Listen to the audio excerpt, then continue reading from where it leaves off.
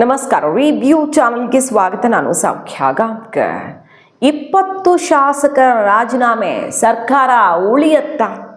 ಇದು ಕಾಂಗ್ರೆಸ್ನ ಶಾಸಕರು ಕೊಟ್ಟಿರುವ ಬಿಗ್ ಶಾಕ್. ಸಂಧಾನ ಆಯಿತು, ಎಲ್ಲ ಸರಿ ಹೋಯಿತು ಅಂತ ಅಂದ್ಕೊಳ್ತಿರೋವಾಗಲೇ ಈಗ ಅತಿ ದೊಡ್ಡ ಹೆಜ್ಜೆ ಇಟ್ಟಿದ್ದಾರೆ. 13ನೇ ತಾರೀಕು ಮೇಜರ್ ಡೆವಲಪ್ಮೆಂಟ್ ಆಗೋದಕ್ಕಿದೆ. ಕರ್ನಾಟಕ ಕಾಂಗ್ರೆಸ್ಗೆ ಸಂಬಂಧಪಟ್ಟಂತೆ ದೊಡ್ಡ ನಿರ್ಧಾರ ಏನಿದು? ಹಾಗಾದರೆ ಸೀನಿಯರ್ಸ್ ಯಾವ ರೀತಿ ರೊಚ್ಚಿಗೆದ್ದಿದ್ದಾರೆ ಮಾಹಿತಿ ಇಡ್ತಾ ಹೋಗ್ತೀವಿ. ಡಿ ಕೆ ಶಿವಕುಮಾರ್ ಅವ್ರಿಗೆ ಈಗ ಸಂಕಷ್ಟ ಶುರು ಆಯ್ತಲ್ಲ.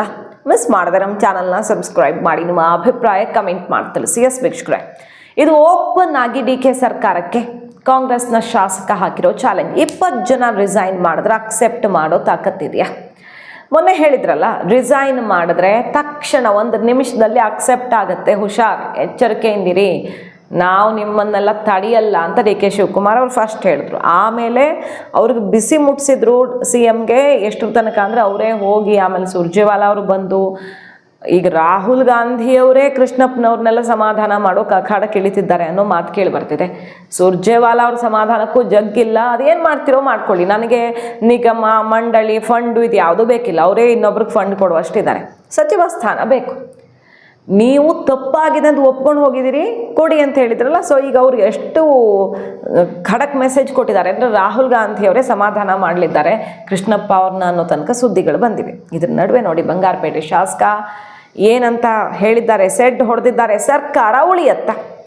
ಈ ಸರ್ಕಾರ ಉಳಿಯೋದಕ್ಕೆ ಸಾಧ್ಯವಾ ಅನ್ನುವಂಥ ಪ್ರಶ್ನೆಯನ್ನು ಬಂಗಾರಪೇಟೆ ಶಾಸಕ ನಾರಾಯಣಸ್ವಾಮಿ ಅವರು ಹಾಕಿದ್ದು ಭಾರಿ ಸಂಚಲನ ಸೃಷ್ಟಿಯಾಗಿದೆ. 20 ಶಾಸಕರು ರಾಜೀನಾಮೆ ಕೊಟ್ಟರೆ ತಗೊಳಕ್ಕಾಗತ್ತಾ ನಿಮ್ಮ ಹತ್ರ ಅಂತ ಡಿ ಕೆ ಶಿವಕುಮಾರ್ ಅವ್ರಿಗೆ ಓಪನ್ ಚಾಲೆಂಜ್ ಇದು. ರಾಜೀನಾಮೆ ಕೊಟ್ಟರೆ ಅಂಗೀಕಾರ ಮಾಡ್ತೀವಿ ಅಂತ ಹೇಳ್ತಿದ್ದೀರಲ್ಲ, ಈಗ ನೋಡಿ ಏನು ಮಾಡ್ತೀವಿ ಅಂತ ಎಚ್ಚರಿಕೆ ಸಂದೇಶ ಕೊಟ್ಟಿದ್ದಾರೆ. ಹಾಗಾದರೆ ಶಾಸಕರು ರಾಜೀನಾಮೆ ಕೊಟ್ಟು 3 ದಿನ ಆಯ್ತಲ್ಲ, ಯಾಕೆ ಒಪ್ಪಿಗೆ ಕೊಟ್ಟಿಲ್ಲ ನೀವು? ಅಷ್ಟು ಧೈರ್ಯ ಇದೆಯಾ, ಅಷ್ಟು ತಾಕತ್ತಿದೆಯಾ ಸರ್ಕಾರಕ್ಕೆ ಅನ್ನುವಂಥ ಓಪನ್ ಚಾಲೆಂಜ್ ಇದು. ಸೊ ಈಗ ಸೆಡ್ಡು ಹೊಡೆದು ತಮ್ಮ ನಿರ್ಧಾರವನ್ನು ಪ್ರಕಟಿಸ್ತೀವಿ, ನಮಗೆ ನ್ಯಾಯ ಬೇಕೇ ಬೇಕು, ನಾವು ಒಂದು ದೊಡ್ಡ ತೀರ್ಮಾನಕ್ಕೆ ಬರ್ತೀವಿ ಅಂತ ಶಾಸಕರು, ಸಮಾನ ಮನಸ್ಕ ಅಸಮಾಧಾನಿತ ಶಾಸಕರು ತಮ್ಮ ನಂಬರನ್ನು ಬಿಟ್ಟಿದ್ದಾರೆ. ಈಗ ವೆರಿ ಇಂಟ್ರೆಸ್ಟಿಂಗ್ ಅಂದರೆ 20, 25, 30 ತನಕ ನಂಬರ್ ನಿನ್ನೆ ತೋರಿಸ್ತಾ ಇದ್ದು. ಇವಾಗ 40 ಜನ, ಮಿನಿಮಮ್ 35ರಿಂದ 40 ಜನ ಶಾಸಕರು ರೆಡಿ ಆಗಿದ್ದಾರಂತೆ. ಡಿನ್ನರ್ ಮೀಟಿಂಗ್ಗೆ ಡೇಟ್ ಫಿಕ್ಸ್ ಆಗಿದೆ 13ನೇ ತಾರೀಕು. ನೋಡಿ, ಆಯಿತು, ಇವತ್ತು ನಾವು ಯಾಕೆ ಅವ್ರನ್ನ ಅಕ್ಸೆಪ್ಟ್ ಮಾಡಲಿಲ್ಲ? ಯಶವಂತರಾಯ ಗೌಡರವರು ರಾಜೀನಾಮೆ ಕೊಟ್ಟು 3 ಸಾವಿರ ಯಾಕೆ ಅಕ್ಸೆಪ್ಟ್ ಮಾಡಲಿಲ್ಲ ನೀವು?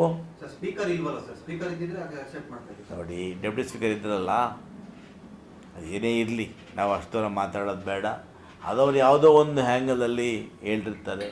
ಆದರೆ ಯಾವ ಶಾಸಕರು ರಾಜೀನಾಮೆ ಕೊಟ್ಟ ತಕ್ಷಣ ತಗೊಳ್ತಾ ಹೋದರೆ, ಇವತ್ತು ಆಯ್ತಪ್ಪ 20 ಜನ ಕೊಡ್ತಾರೆ, ತಗೊಳ್ಳೋಕ್ಕೆ ಸಾಧ್ಯ ಇದೆಯಾ? ಸರ್ಕಾರ ಉಳಿಯುತ್ತಾ? ಅದೆಲ್ಲ ಅವ್ರ ಪಾಪ ಏನೋ ಆ ಉದ್ದೇಶ ಮಾತಾಡ್ತಾ ಗೊತ್ತಿಲ್ಲ. ನಾನು ಇದು ರಾಜಕೀಯವಾಗಿ ಬಿ ಜೆ ಪಿ ಪಾರ್ಟಿಯವರು ಏನು ಬೇಕು ಹೇಳ್ತಾರೆ. ನಿಜ, ನಾನು ಸಿದ್ದರಾಮಯ್ಯ ಆಪ್ತನೂ ನಿಜ, ಕಾಂಗ್ರೆಸ್ನ ಸಕ್ರಿಯ ಕಾರ್ಯಕರ್ತನೂ ನಿಜ, ಕಾಂಗ್ರೆಸ್ನ ಕಟ್ಟಾಳು ನಿಜ, ಇವೆಲ್ಲವೂ ನಿಜ.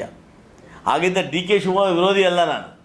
ಡಿ ಕೆ ಶಿವಕುಮಾರ್ ಅವರು ನಮ್ಮ ರಾಜ್ಯಾಧ್ಯಕ್ಷ ಆಗಿದ್ದಂಥವರು, DCM ಆಗಿದ್ದಂಥವರು. ನಾನು ಅವ್ರ ವಿರೋಧಿನೂ ಅಲ್ಲ. ಆದರೆ ಮುಖ್ಯಮಂತ್ರಿಗಳು ಸಿದ್ದರಾಮಯ್ಯನಾದ್ದರಿಂದ ಅವರ ಒಂದು ಪಾಳ್ಯದಲ್ಲಿ ಹೆಚ್ಚಾಗಿ ಗುರುತಿಸ್ಕೊಂಡಿದ್ವಿ. ಬಹುಶಃ ಅದು ಎಲ್ಲೋ ಒಂದು ಕಡೆ ನನ್ನ ಇದು ಅಧಿಕಾರಕ್ಕೆ ಮುಳುವಾಗಿರ್ಬೋದು ಅಂತ ನನ್ನ ಭಾವನೆ ಇದೆ. ಕಡೆಗಳಿಗೆಯಲ್ಲಿ ಕೂಡ ನಮ್ಮ ಗುರುಗಳಾಗಿರ್ತಕ್ಕಂಥ ಸಿದ್ದರಾಮಣ್ಣವರು ಕೂಡ ನನ್ನ ಕೈ ಬಿಟ್ಬಿಟ್ರು ಅನ್ನೋ ಒಂದು ನೋವು ಕೂಡ ನನಗಿದೆ. ನನ್ನ ನೋವು ಬಿಟ್ಟು ಅವರು ಆ ಮಳವಳ್ಳಿ ನರೇಂದ್ರ ಸ್ವಾಮಿ ಅವರಿಗೆ ಎಲ್ಲೋ ಒಂದು ಕಡೆ ಒತ್ತು ಕೊಟ್ಟರೆ ಅನ್ನೋ ಒಂದು ಭಾವನೆ ನನ್ನಲ್ಲಿದೆ. ಮಂಡ್ಯ ಜಿಲ್ಲೆಗೆ 2 ಸ್ಥಾನ ಕೊಡೋ ಅಗತ್ಯ ಇರಲಿಲ್ಲ. ಅದೇ ರೀತಿಯಾಗಿ ಕೂಡ ಇವತ್ತು ನೀವು ಬೆಂಗಳೂರು ಗ್ರಾಮಾಂತರ ಹಿಡ್ಕೊಂಡ್ರೆ ನಿಮ್ಮ ಮಂಡ್ಯ, ಚಾಮರಾಜನಗರ, ಮೈಸೂರು, ಆಮೇಲೆ ನಿಮಗೆ ಈ ಭಾಗಕ್ಕೆಲ್ಲ ಕೂಡ ಇವತ್ತು, ಆಮೇಲೆ ಪೊನ್ನಣ್ಣನವರನ್ನು ಇವರು ಉಪಾಧ್ಯಕ್ಷರನ್ನಾಗಿ ಮಾಡಿದ್ದೀರಿ. ಇಷ್ಟೆಲ್ಲ ಮಾಡಿ ಒಂದು ಭಾಗಕ್ಕೆ ನೀವು 5 ಮಂತ್ರಿಗಳು, ಒಬ್ಬ ಮುಖ್ಯಮಂತ್ರಿಯನ್ನು ತಗೊಂಡಿದ್ದೀರಿ. ಇದರ ಅಗತ್ಯತೆ ಇತ್ತೇ ನಿಮಗೆ? ಇದ್ರ ಬದಲಾಗಿ ನಮಗೊಂದು ಮಂತ್ರಿ ಕೊಡ್ಬೋದಾಗಿತ್ತಲ್ಲ 2 ಜಿಲ್ಲೆಗೆ. ಸೆಷನ್ ಶುರುವಾಗ್ತಿದೆ, ಮಳೆಗಾಲದ ಅಧಿವೇಶನ ಶುರುವಾಗ್ತಿದೆಯಲ್ಲ, ಅದಕ್ಕೂ ಮುನ್ನವೇ ಕಾಂಗ್ರೆಸ್ ಸರ್ಕಾರಕ್ಕೆ ಶಾಕ್ ಕೊಡೋದಕ್ಕೆ ಈಗ 35ರಿಂದ 40 ಶಾಸಕರು ರೆಡಿಯಾಗಿದ್ದಾರೆ. ದಿನಾಂಕ, ಸ್ಥಳ ಎಲ್ಲ ನಿಗದಿಯಾಗಿದೆ. ಒಂದು ಕಡೆ ಈ ಸೆಷನ್ ನಡೆಯಕ್ಕೆ ಬಿಡಲ್ಲ ನಾಗೇಂದ್ರ ರಾಜೀನಾಮೆ ಪಡೆಯದಿದ್ರೆ ಅಂತ BJP ಘೋಷಣೆ ಮಾಡಿರೋದು. ಅದು ಹೆಂಗೆ ನಾಗೇಂದ್ರ ಮಂತ್ರಿಯಾಗಿ ಉಳ್ಕೊಳ್ತಾರೋ ನೋಡೇ ಬಿಡೋಣ. ಕೋರ್ಟೇ ಹೇಳಿದೆ ಅವರು ಡೆಲ್ಲಿಗೂ ಹೋಗಬಾರ್ದು ಅಂತ. ಅಂತಹ ಒಬ್ಬರು ಕಾನೂನು ಚೌಕಟ್ಟಲ್ಲಿ ಬಂಧಿಯಾಗಿರುವಂತಹ ನಾಗೇಂದ್ರ ಅವರನ್ನು ಹೆಂಗೆ ತಗೊಂಡ್ರಿ? ಬ್ಲ್ಯಾಕ್ ಮೇಲ್ ಮಾಡಿ ಬೇರೆಯವ್ರ ಹೆಸರು ಹೇಳ್ತೀನಿ ಅಂತ ಬ್ಲ್ಯಾಕ್ ಮೇಲ್ ಮಾಡಿ ಮಂತ್ರಿ ಆಗಿರೋದು ಅಂತ BJP ಈಗ ಅವ್ರು ರಾಜೀನಾಮೆಗೆ ಪಟ್ಟು ಹಿಡಿದಿರೋದು. ಒಂದು ಕಡೆ ಸೆಷನ್ನಲ್ಲಿ ಅದೇನು ಮಾಡ್ತೀರಾ ನೋಡೇ ಬಿಡೋಣ ಅಂತ. ಈ ಕಡೆ ಕೈ ಶಾಸಕರು ಶಾಕ್ ಕೊಟ್ಟಿದ್ದಾರೆ. 40 ಜನ ಶಾಸಕರು ಅದು ಸೆಷನ್ ಶುರುವಾಗ್ತಿರೋ ಹೊತ್ತಲ್ಲೇ ಮೀಟಿಂಗ್ ಮಾಡ್ತೀವಿ, ಒಟ್ಟಿಗೆ ಸೇರ್ತೀವಿ ಅಂತ ಈ ನಂಬರನ್ನು ಹೊರಗಡೆ ಬಿಟ್ಟಿದ್ದಾರೆ. ಅಸಮಾಧಾನಿತ ಶಾಸಕರು ಇಲ್ಲಿ ಅಲ್ಲೊಂದು ಟೀಮು, ಇಲ್ಲೊಂದು ಟೀಮು, ಚಿಕ್ಕಬಳ್ಳಾಪುರದಲ್ಲೊಂದು, ಕೋಲಾರದಲ್ಲೊಂದು, ಶಿವಮೊಗ್ಗದಲ್ಲೊಂದು, ಬೆಂಗಳೂರಲ್ಲೊಂದು ನಡೆಯಲ್ಲ ಮೀಟಿಂಗು, ಎಲ್ಲ ಒಟ್ಟಿಗೆ ಸೇರ್ತೀವಿ ಅನ್ನುವಂಥ ಖಡಕ್ ನಿರ್ಧಾರ. HK ಪಾಟೀಲರು, ದಿನೇಶ್ ಗುಂಡೂರಾವ್ ಅವರು ಮೀಟಿಂಗ್ ಮಾಡಿದ್ದಾರೆ. ಕೃಷ್ಣಪ್ಪ ಅವರು ಕಡ್ಡಿ ತುಂಡು ಮಾಡಿದ್ದಾರೆ. ಮತ್ತು ಇಲ್ಲಿ ಕೋಲಾರ ಕಡೆ ಶಾಸಕರು 20 ಜನ ಕೊಡ್ತೀವಿ, ತಗೊಳ್ತೀರಾ ರಾಜೀನಾಮೆ, ಸರ್ಕಾರ ಉಳಿಯತ್ತ ಅನ್ನುವಂಥ ಸಂದೇಶ ರವಾನಿಸಿದ್ದಾರೆ. ಇದೆಲ್ಲದರ ನಡುವೆ ಮಹದೇವಪ್ಪನವರು ಈಗ ಡೆಲ್ಲಿಗೆ ಹಾರಿದ್ದಾರೆ. ಯತೀಂದ್ರ ಸಿದ್ದರಾಮಯ್ಯನವರು ಏನು ಹೇಳ್ತಿದ್ದಾರೆ ನೋಡಿ, 14 ಜನರ ಹೆಸರನ್ನು ಶಿಫಾರಸು ಮಾಡಿದ್ರಂತೆ. ಅದರಲ್ಲಿ ಮಹದೇವಪ್ಪನವ್ರ ಹೆಸರು 2 ಪಟ್ಟಿಯಲ್ಲೂ ಮೊದಲಿಗೆ ಇತ್ತಂತೆ. ಅವ್ರ ಹೆಸರನ್ನು ಕನ್ಸಿಡರ್ ಮಾಡಿಲ್ಲ. ಜಮೀರ್ ಅವ್ರ ಹೆಸರನ್ನು ಸಿದ್ದರಾಮಯ್ಯನವರು ಶಿಫಾರಸು ಮಾಡೇ ಇರಲಿಲ್ವಂತೆ.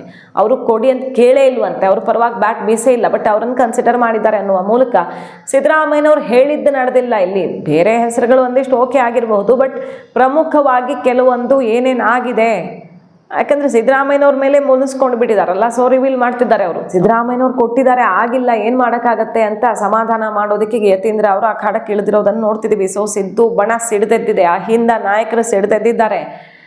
ಅದು ಯಾವ ರೀತಿಯಲ್ಲಿ ನೀವು ಇಂಥ ನಿರ್ಧಾರ ತಗೊಂಡ್ರಿ, ಈ ರೀತಿಯ ಕ್ಯಾಬಿನೆಟು ಅದು ಹೆಂಗೆ ಸರ್ಕಾರ ಮಾಡುತ್ತೋ ನೋಡೇ ಬಿಡೋಣ ಅನ್ನೋ ತನಕ ಈಗ DK ಶಿವಕುಮಾರ್ ಅವ್ರಿಗೆ ಇದು ನುಂಗಲಾರದ ತುತ್ತಾಗಿದೆ. ಮೊದಲ ದಿನ ಹೆದರಿಸಿ ನೋಡಿದ್ರು, ಆಮೇಲೆ ರಿಕ್ವೆಸ್ಟ್ ಮಾಡಿ ಸಂಧಾನ ಮಾಡೋಕೆ ಹೋದರು. ಈಗ ಶಾಸಕರೇ ಸರ್ಕಾರವನ್ನು ತಲೆಬಗ್ಗುವಂತೆ ಮಾಡ್ತಾರಾ? ಅಂಥ ಡೆವಲಪ್ಮೆಂಟೇ ಆಗ್ತಿರೋದು. ಖುದ್ದು ರಾಹುಲ್ ಗಾಂಧಿ ಅವರು ಈಗ ಕೆಲವು ಸೀನಿಯರ್ಸ್ ಜೊತೆಗೆಲ್ಲ ಮಾತಾಡೋಕೆ ಮುಂದಾಗ್ತಿದ್ದಾರೆ. ಅಷ್ಟು ಟೆನ್ಷನ್ನು ಕೈಯನ್ನು ಆವರಿಸ್ಕೊಂಡಿರೋದು ಸತ್ಯ. ಸೀನಿಯರ್ಸ್ ಹೇಳ್ತಿರೋದೇನಂದ್ರೆ, ಈಗ ದಿನೇಶ್ ಗುಂಡೂರಾವ್, HK ಪಾಟೀಲ್ರೆಲ್ಲ, ಈ ರೀತಿಯದ್ದೊಂದು ಸಂಪುಟ ರಚನೆ ಯಾವತ್ತೂ ಆಗಿರಲಿಲ್ಲ ಈ ಸ್ವರೂಪದಲ್ಲಿ. ಆ ರೀತಿ ಹೈಕಮಾಂಡ್ ಶಾಕ್ ಕೊಟ್ಟಿದೆ, ಇದನ್ನು ಅಕ್ಸೆಪ್ಟ್ ಮಾಡ್ಕೊಳ್ಳೋಕೆ ಸಾಧ್ಯ ಇಲ್ಲ ಅಂತ. ಮತ್ತು ಮಂಡ್ಯಾಗ 2, ಒಂದೊಂದು ಕಡೆಗೆ 2, 3, ಒಂದೊಂದು ಕಡೆಗೆ ಇಲ್ಲವೇ ಇಲ್ಲ. ಕೋಲಾರ, ಚಿಕ್ಕಬಳ್ಳಾಪುರ ಹಾಗಾದರೆ ನೀವು ಕೈ ಬಿಟ್ಟುಬಿಟ್ಟಿದ್ದೀರಾ. ಕಾಂಗ್ರೆಸ್ ಅದು ಹೆಂಗೆ ಆಡಳಿತ ಮಾಡುತ್ತೆ ನೋಡೋಣ ಈ ಜಿಲ್ಲೆ ಬಿಟ್ಟು ಅನ್ನೋ ರೀತಿಯಲ್ಲಿ ಎಚ್ಚರಿಕೆ ಸಂದೇಶ ರವಾನೆಯಾಗಿದೆ.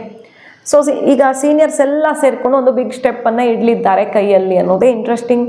ಒಗ್ಗಟ್ಟಿನ ಪ್ರದರ್ಶನ ಮಾಡೋಕೆ ಹೊರಟಿದ್ದಾರೆ. ಸಿದ್ದರಾಮಯ್ಯನವರ ಮೌನ DK ಕ್ಯಾಂಪನ್ನು, ಸರ್ಕಾರವನ್ನು ಕಂಗೆಟ್ಟಿಸಿರೋದು ಕೂಡ ಅಷ್ಟೇ ಸತ್ಯ.